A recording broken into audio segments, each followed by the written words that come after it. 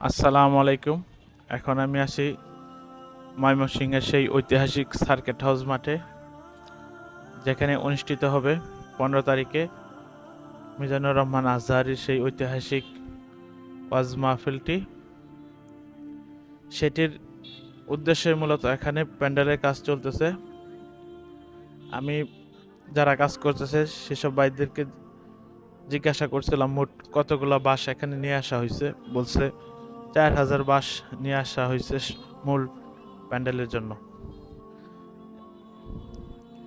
এই দিকটাতেই মূলত থাকবে সেই স্টেজটি, এবং এই পাশে অর্থাৎ দক্ষিণ পশ্চিম পাশে পুরো মাঠ খালি রাখা হয়েছে।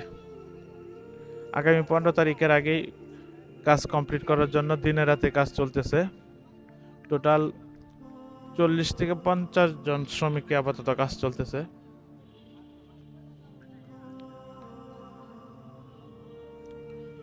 দেখেন মাঠের অবস্থা।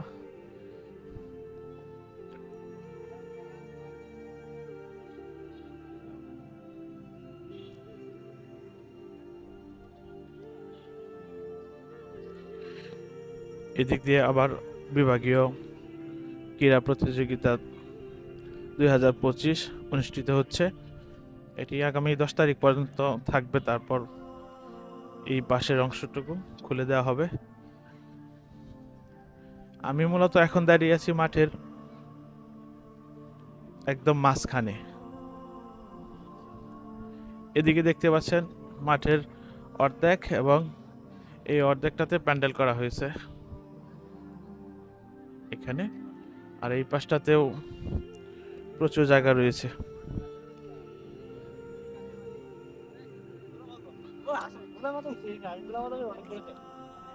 দেখেন এই হচ্ছে অবস্থা।